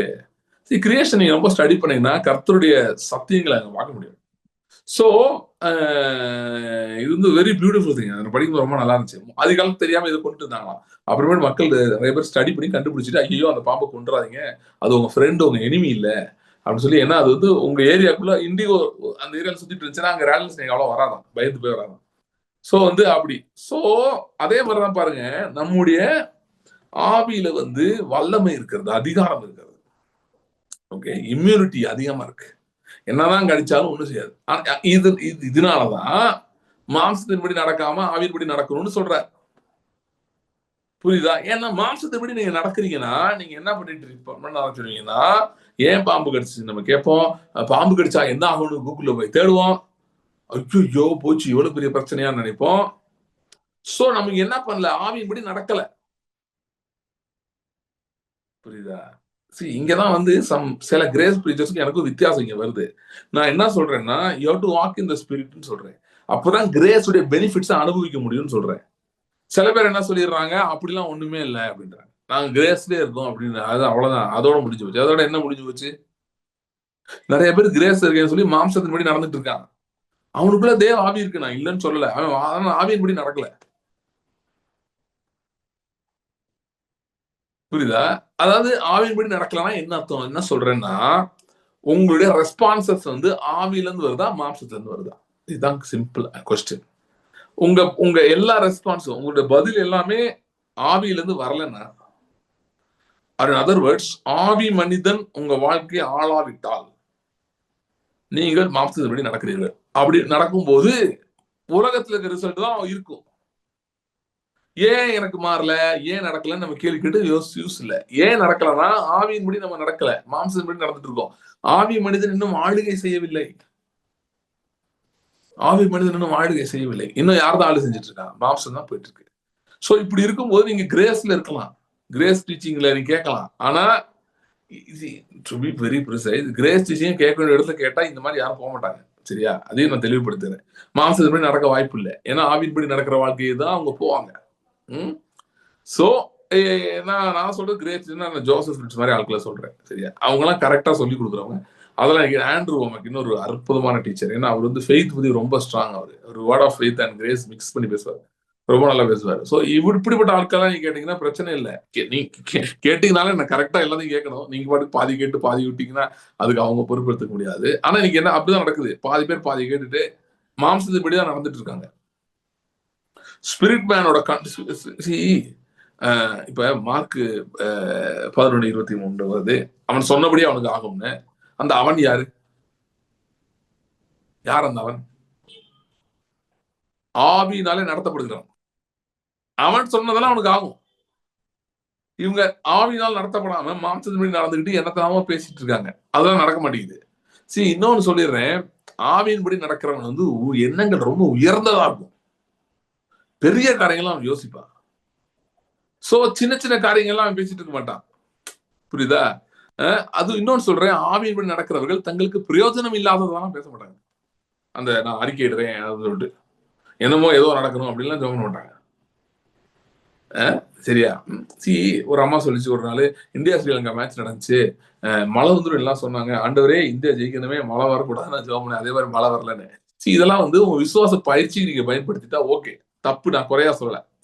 என் ஃபெய்த்தை நான் பில்ட் பண்றேன், நான் இப்படி விசுவாச ஜெபிக்க போறேன், நீங்க அது பில்ட் பண்ணீங்கன்னா நல்லது. அந்த மாதிரி நான் குறையா சொல்லல. ஆனா வந்து இப்ப இந்தியாவுக்கு மழை பெய்யாம இருக்கிறனால இந்த மாதிரி என்ன பேசணும்? தோனி எல்லாம் உங்களுக்கு கொஞ்சம் செக் பண்ணி விட்டாரா? இல்ல ஆவி வந்து ஜென்ரலா இந்த மாதிரி போகாது. சில நேரத்துல இந்த மாதிரி சில காரியங்கள் ஒரு விசுவாசத்தை பயிற்றுவிக்கிறதுக்கு இந்த மாதிரி யூஸ் பண்றது தப்பு இல்லை. ஆனா அதே நேரத்துல your spirit always demands big things, makes you go for big things. Okay, ஏனென்றால் ஆவி அது கிறிஸ்துவனிடம் அனுப்பப்பட்ட ஆவி, அது சுதந்திரிக்கிற ஆவியா இருக்கிறது. இப்ப யோசுவா காலேப் 2 பேரும் தேவ ஆவியை பெற்றவர்களா இருந்தார்கள், வெவ்வேறு விதத்திலே. காலேப் எப்படி பெற்றுக்கொண்டான்னு தெரியல, ஆனால் ஆவி உடையவன் என்று வேதம் சொல்லுகிறது. யோசுவா வந்து த்ரூ இம்பார்டேஷன் ஆஃப் மோசஸ் ஜெபிக்கும் போது, கையில ஜெபிக்கும் போது அவன் ஆவியை பெற்றுக்கொண்டான் என்று வேதம் சொல்லுகிறது. இவர்கள் இருவரும் பாத்தீங்கன்னா அந்த சுதந்திரத்தை பத்தி தீவிரமா இருந்தார்கள். சுதந்திரத்தே தீர்வோம், நாங்க எக்காரத்தை கொண்டு பின்வாங்க மாட்டோம். அது மட்டும் பாருங்க, அந்த ஆவி தீவிரம் அவங்களே எவ்வளவு இருந்துச்சுன்னா 40 வருஷம் இந்த ஜனங்களோட சுத்தினாங்க. விசுவாசம் குறையல. விசுவாசம் குறையாதனால, ஆவிக்கேற்றபடி நடந்து கொண்டதுனால பலனும் குறையவில்லை. இதுதான் சொல்ல வருது. ஆவியினாலே வாழ்ந்தோம்னா, ஆவியுடைய டாமினேஷன், ஸ்பிரிட் டாமினேட்டட் லைஃப் வாழ்ந்தோம்னா பிசிக்கலாவும் அது கண்டிப்பா ஷோ பண்ணும். யோசுவா 80 வயதில் he led the conquest. Okay, Caleb வந்து சொல்றான், அன்று எனக்கு 40 வயசு, நீங்க எனக்கு 85 வயசு, ஆனா அதே பலன் எனக்கு இருக்கு, நீ சொன்னபடி மலை நாட்டை எனக்கு தாரும், நான் போய் சுதந்திரிக்கிறேன்னு சொல்லி அவன் போனான். அவன் அந்த ராட்சசர்களை துரத்தி விட்டான். ஓகே, சோ ஆவிக்கேற்றபடி நடந்து கொள்ளுங்கள், அப்பொழுதுதான் மாம்சத்தை நிறைவேற்றாதிருப்பீர்கள். ஓகே, அப்படின்ன ஆவி மனிதனுடைய ஆளுகைக்கு இடம் கொடுங்கள். Let your spirit man have Dominion. இன்னும் சொல்லணும்னா, உங்கள் ஆவிதான் உங்களை வச்சிருக்கணும், நீங்க உங்க ஆவி வச்சுக்கிட்டு கூடாது. 2 வித்தியாசம் இருக்கா? You should not be having your spirit should be having you. இப்ப ஜிம்மி அப்படின்னு ஒரு நாய் வச்சிருக்கீங்கன்னு வச்சுக்கோங்க. ஜிம்மி உங்களை வீட்டுல வச்சிருக்கா, இல்ல நீங்க ஜிம்மி வீட்டுல வச்சிருக்கீங்களா? நீங்க தான் ஜிம்மியே வீட்டுல வச்சிருக்கீங்க, கரெக்டா? Jimmy cannot think Jimmy is having you. ஏன்னா அதுக்கு சாப்பாடு போடுறது, அதுக்கு ரெடி பண்றது, அதுக்கு டாக்டர் வேணா டாக்டர் கூட்டிட்டு போறது, அது வாக்கிங் கூட்டிட்டு போறது, அது கழுவி விடுறது, இதெல்லாம் யார் பண்றா? நீங்க தான் பண்றீங்க, நீங்க தான் செலவு பண்றீங்க, கரெக்டா? ஜிம்மி செலவு பண்ணல. அதே மாதிரி ஒரு விசுவாசி ஆவினால் பிழைக்கிறவன் என்ன அர்த்தம்னா, ஆவியில இருந்துதான் அவனுக்கு எல்லாமே வருது. புரியுதா? பணம் எங்க இருந்து வருது? ஆவியில இருந்து வருது. ஏன்னா தேவன் மூலமா வருது, தேவன் ஆவியின் மூலமா நம்மளோட ஈடுபடுகிறார். சுகம் எங்க இருந்து வருது? ஆவியில இருந்து வருது. தேவைகள் எப்படி சந்திக்கப்படுது? ஆவியினாலே சந்திக்கப்படுது. எல்லாமே ஆவிதான் நடக்குது. மாம்சத்தினால அவனுக்கு ஒண்ணுமே நடக்கல. Okay, this is the ideal state. ஆனா அப்படிதான் எல்லாம் இருக்காங்களா? இல்ல. மாம்சத்தின்படிதான் நிறைய பேர் இருக்காங்க. நிறைய பேர் வந்து என்ன நினைச்சிட்டு இருக்காங்கன்னா, எங்க மாமா இருக்காரு, அவர் ஹெல்ப் பண்ணுவாரு நினைக்கிறேன், எங்க சித்தப்பா இருக்காரு ஹெல்ப் பண்ணுவாரு. இல்லைன்னா இன்னொரு விசுவாசியை நம்புறாங்க, இவர் எனக்கு ஏற்கனவே வாக்கு பண்ணிட்டாரு அதனால ஹெல்ப் பண்ணுவாரு. இப்படி வாழ்றதெல்லாம் இது இப்படி வாழ்றது இல்ல, ஆவியின்படி வாழ்றது இல்ல, இதெல்லாம் மாம்சத்தின்படி வாழ்றது. See, if you live by data that you already know, you are living by flesh. மாம்சத்தின்படி நடந்துட்டு இருக்கீங்க, ஆவியின்படி நடக்கல. ஆனா ஒரு ஆவி உடையவன், ரட்சிக்கப்பட்டவனுக்கு ஆவி எப்படி அருளப்பட்டிருக்குன்னா, அவனுடைய எல்லா தேவைகளும் அங்கதான் சந்திக்கப்படுகிறது. In fact your spirit man is your headquarters. You report to your spirit man. your mind and your body reports to your spirit man. உங்களுடைய மனது, உங்களுடைய உணர்ச்சிகள், உங்களுடைய சரீரம் ஆவி மனிதனுக்கு கட்டுப்பட்டு இருக்கிறது. அப்படிதான் இருக்க வேண்டும். ஆவி கேட்டபடி நடந்து கொள்ளுங்கள்னா இதை செய்யறது. எதை செய்யறது? உங்களுடைய சரீரத்தையும், உங்கள் ஆத்மாவையும், உங்கள் மனதையும், உங்கள் உணர்ச்சிகளையும், உங்கள் சித்தத்தையும், இதுதான் நீங்க தவிர ஒண்ணும் இல்லை. இது எல்லாத்தையும் நீங்க ஆவியின் ஆளுகைக்கு கீழ்ப்படுத்த வேண்டும். இதெல்லாம் ஆவியினாலே ஆளுகை செய்யப்பட வேண்டும். இந்த இடத்துக்கு நீங்க போகும்போதுதான் ஆவி கேட்டபடி நடக்க ஆரம்பிக்கிறீங்க. இதுதான் ரியல் கிறிஸ்டியன் லைஃப். இப்படி ஒரு மனிதன் வாழும்போதுதான் பவுல் வாழ்ந்த மாதிரி வாழ முடியும். பாம்பு கடிச்சா தூக்கி என்ன பண்ணுவான்? தீக்குள்ள தூக்கி போட்டுருவான். See, if your emotions are not controlled by your spirit, உங்கள் உணர்ச்சிகள் ஆவியினாலே ஆளுகை செய்யப்படவில்லை என்று சொன்னால் அதுவே கப்பலை கவுத்தி விட்டுரும். அவிசுவாசத்தை ப்ரொடியூஸ் பண்ணி, பயத்தை ப்ரொடியூஸ் பண்ணி, ஐயோ என்ன செய்ய போறோம். அதாவது அவிசுவாசம் நிறைய நேரம் மைண்ட்ல தான் ப்ரொடியூஸ் ஆகுது. உணர்ச்சி வந்து அதை ஆம்பிளிஃபை பண்ணி அதுக்கு பெயிண்ட் அடிச்சு விட்டுருது. நல்லா கலர் கொடுத்து அதுக்கு கை கால் போட்டு அது அப்படியே மிகைப்படுத்தி விடுது. அப்படி இருக்க நேரத்தில் விசுவாசம் செயல்படுறது ரொம்ப கஷ்டம். ஓகே, அவிசுவாசம் தான் அதிகமா செயல்படும். சோ ஆவி கேட்டபடி நடந்து கொள்ளுங்க, அப்பொழுது மாம்சத்தை நிறைவேற்றாதீர்கள் என்றால் என்ன அர்த்தம்? ஆவி உங்களை ஆளுகை செய்யும்படி அதற்கு இடம் கொடுக்க வேண்டும். ஆவி சொல்றது நீங்க கேட்கணும் தவிர நீங்க சொல்றது ஆவி கேட்கணும்னு நினைக்க கூடாது. ஓகே, அதாவது எப்படி இருக்க கூடாதுன்னா 2 மணி நேரம் ஜெபம் பண்றோம், அது ஆவிக்கான நேரம். மற்ற நேரம் நாங்க எங்களுக்கு என்ன தோணுதோ செய்வோம். அப்படி இல்லை. அந்த 2 மணி நேரம் எதுக்கு போறோம்னா, அந்த 2 மணி நேரத்துல நம்ம வந்து ஆவிக்கு நம்முடைய ஆத்மாவை, சரீரத்தை கீழ்ப்படுத்தும்படி செல்கிறோம். இதான் பவுல் சொல்றாரு, மற்றவர்கள் பிரசங்கிற நான் தானே ஆகாதன போகக்கூடாது, அதனால என்ன பண்றேன்? சரீரத்தை ஒடுக்கி கீழ்ப்படுத்துறேன். எதுக்கு? ஆவிக்கு. நிறைய பேர் இது வெறும் உபவாசத்தை பேசுறான்னு நினைக்கிறாங்க. நோ, உபவாசத்தை பத்தி பேசல. உபவாசம் அதுக்கு வேணா செய்யலாம். நீங்க ஒர்க் ஆச்சுன்னா செய்யுங்க, தப்பு இல்ல. என்ன பண்ற? பவுல் சொல்றாரு, என் சரீரம் வந்து அதுவா இஷ்டத்துக்கு செயல்படக்கூடாது, நான் ஆவி கீழ்படுத்துறேன்றாரு. அதனாலதான் பவுல கொல்ல முடியல. யாராலையும் கொல்ல பார்த்தானுங்க. சரீரம் வந்து ஆவி கீழ இருக்கு, அதனால அங்க மரணமே இல்லை. அதனால எவனாலையும் கொல்ல முடியாது. அவர் இரத்த சாட்சியா மறிக்க வேண்டிய நேரத்துலதான் மறிச்சிருப்பாரு பவுல் எப்ப மறிச்சாரு நம்ம பைபிள்ல சொல்லல, அதனால நான் சொல்றேன். வெளியே இருக்க ரெக்கார்ட்ஸ் நான் போக விரும்பல, ஐம் நாட் இன்ட்ரெஸ்டட். சோ பவுல் வந்து இரத்த சாட்சியா மறிப்பார் என்று கர்த்தர் அவருக்கு சொல்லியிருந்தாரு. அதபடி அவர் வந்து மறித்திருக்க வேண்டும்.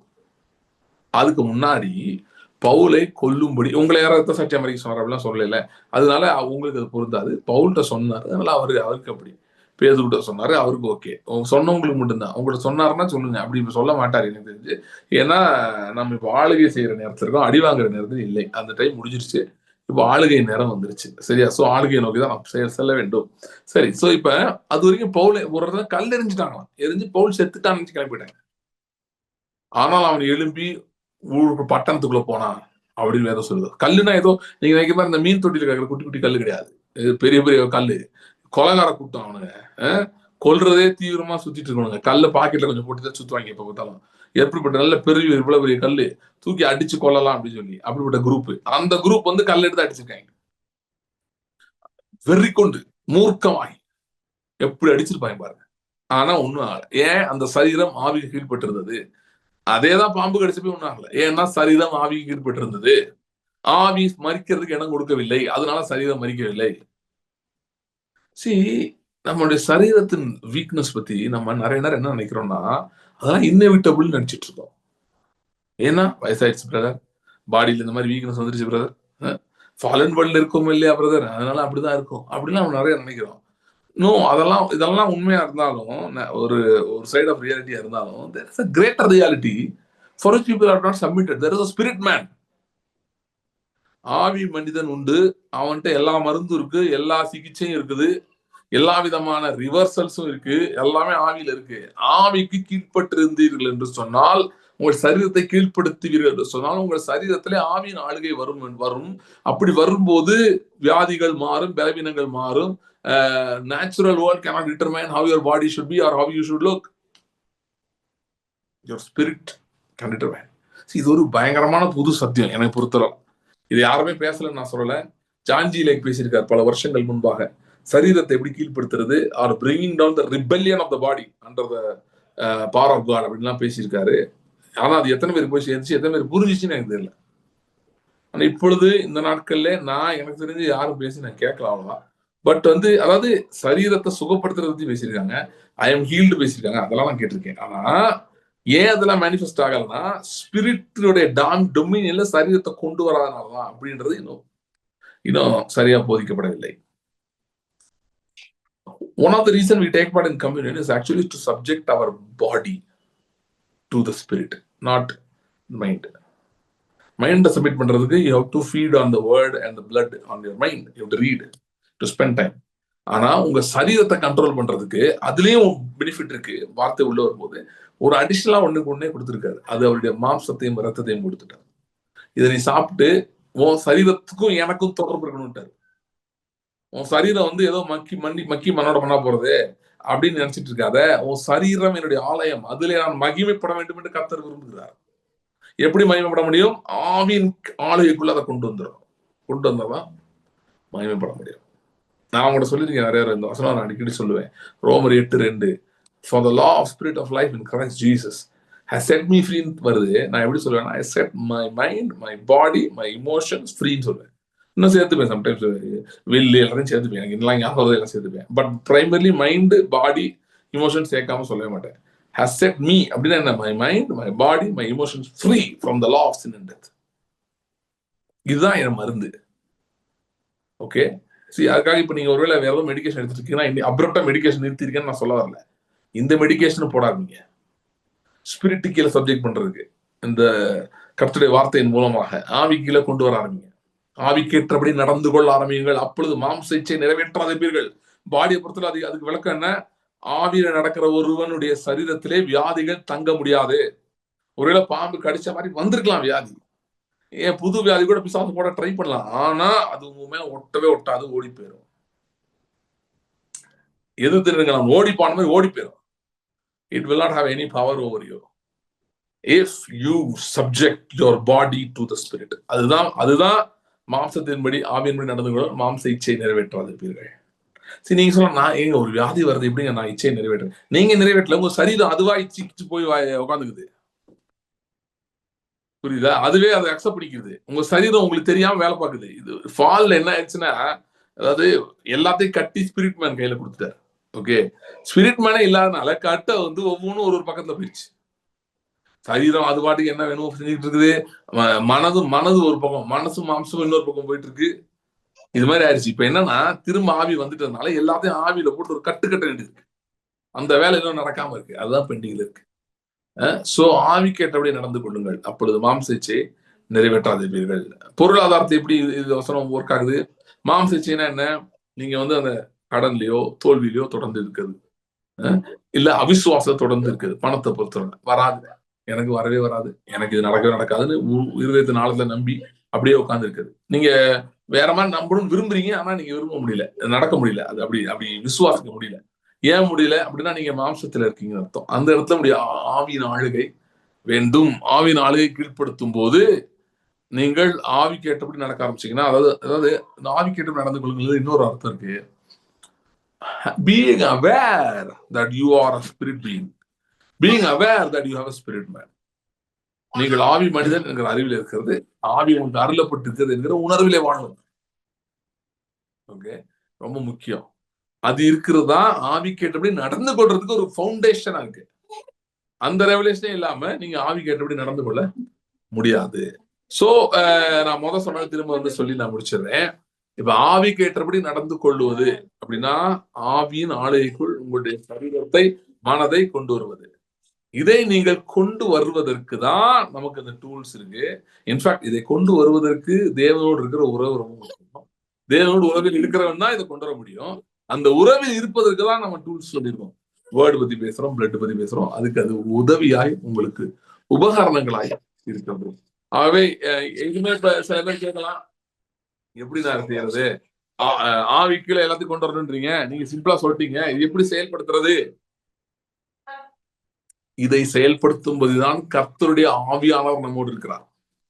திரியகத்தின் 3 வேலை என்ன நிறைய பேர் கேட்கறாங்க. ஏன்னா நான் ஸ்பிரிட் பத்தி நிறைய பேசுனா, அப்ப ஹோலி ஸ்பிரிட் என்ன பண்றாருன்னா he helps us to subject our mind, our body and our emotions under the spirit. That is his job. He helps us do it. அவர் ஒரு நல்ல டெக்னீஷியன் மாதிரி இப்படி கலந்து போய் கிடக்கெல்லாம் மாற்றுறதுக்கு உதவி செய்கிறார். சோ ஆவியானவருக்கு இடம் கொடுத்து இருக்கிறீங்கன்னா, இப்ப நான் ஆவியானவர்கிட்ட ரொம்ப பேசுறேன் அப்படின்னா இது நடக்கணும். அதுக்கு தான் நம்ம பேசணும். இந்த ப்ராசஸ் நடக்கணும். எல்லாத்துக்குமே ஒரு ரீசன் இருக்கு. ஆண்டவர் வந்து சும்மா எனக்கு போர் அடிக்குது உன்ட்ட கொஞ்சம் பேசணும்னு சொல்றது இல்ல. அவர் பேசினாருன்னா அதுக்கு பின்னாடி ஒரு வேலை இருக்கு. அவர் ஏதோ வேலை செய்ய விரும்புறாரு. அவரோட நாம் நேரம் செலவிடுகிறோம், அன்பை உணர்கிறோம், எல்லாம் நல்லதுதான். அது நமக்கு தேவை. அதோட அவர் நின்று விடுகிறவர் அல்ல. பின்னாடி ஒரு வேலை இருக்கு, அதை செய்ய விரும்புகிறார். கர்த்தருடைய ஆவியானவர் நமக்கு உதவி செய்வாராக இந்த ப்ராசஸ்ல, இந்த ஜேர்னில to bring yourself under your spirit man. உங்களுடைய சரீரம், உங்களுடைய உணர்ச்சிகள் ஆவியின் ஆலயக்குள் வர வேண்டும். இப்படி வரும்போது ஆவிக்கு ஏற்றபடி நாம் நடந்து கொள்ள ஆரம்பிப்போம். சரி, ஜெபிக்கலாம். ஸ்தோத்திரம். Thank you Lord. Thank you, Father. Thank you, Father. Thank you, Father. Thank you, Father. Thank you, Father. Hallelujah. Hallelujah. Thank you, Lord. Thank you, Lord. Thank you, Lord. ஆண்டவரே, இந்த நாளை பார்த்து கொண்டிருக்கிறவருக்காக ஜெபிக்கிறேன். ஆண்டவரே, இந்த சத்தியங்கள் இவருடைய இருதயத்துக்குள்ளே கடந்து செல்ல நான் ஜெபிக்கிறேன். Thank you lord. Thank you Lord. அன்று ஒரு பெரிய அறுவடை இதன் மூலமாய் உண்டாகும்படியா நான் சொல்கிறேன். இந்த வார்த்தைகள் பிரவேசித்து இந்த வார்த்தைகள் இவர்களுடைய நடைமுறை வாழ்க்கையாய் மாறி ஆவியிலிருந்து ஆளுகை புறப்பட்டு ஆண்டவரே அதன் விளைவாய் இவர்கள் ஜெயம் கொள்கிறார்கள். உங்களுக்கு பெரிய சாட்சிகளாய் இருக்கும்படி உதவி செய்யணும். அன்றைய இந்த நாட்கள் it's days of harvest, days of great harvest. பெரிய விளைச்சல், பெரிய அறுவடைகள் நீர் வைத்திருக்கிற ஸ்தோத்திரம். அதை சுதந்திரித்துக் கொள்ளும்படி மாம்சத்தின் மீது நடாமல் ஆவியின் மீது நடக்க எங்களுக்கு உதவி செய்யும். மாம்சத்திலிருந்து வருகிற எல்லா சோர்களுக்கு எதிராக பேசுகிறேன். சில சூழ்நிலைகள் அதை வந்து பிசாசை ஆம்பிளிஃபை பண்ணி உன் கண் முன்னாடி காட்டி இப்படிதான் இருக்கும், இப்படியேதான் இருக்கும், மாறாது என்று சொல்லுகிற அந்த சத்தங்கள் இயேசுவின் நாமத்திலே அழிக்கப்படும் முடியாது நான் ஜெபிக்கிறேன். அன்று அந்த சத்தங்களை கேட்டு இவர்கள் மாம்சத்துக்கு ஏற்றமே நடந்து விடாமல் ஆவியின்படி நடக்க இவர்கள் உதவி செய்யும். Let them stand firm in faith. Them hear your voice and let them have great victories. We give you all the glory. உமக்கே துதிக்கான மகிமை செலுத்துகிறோம். இயேசு கிறிஸ்துவின் இணையற்ற நாமத்தில் ஜெபிக்கிறோம் பிதாவே. Amen. Thank you. Thanks for joining. See you in the next meeting. Thank you.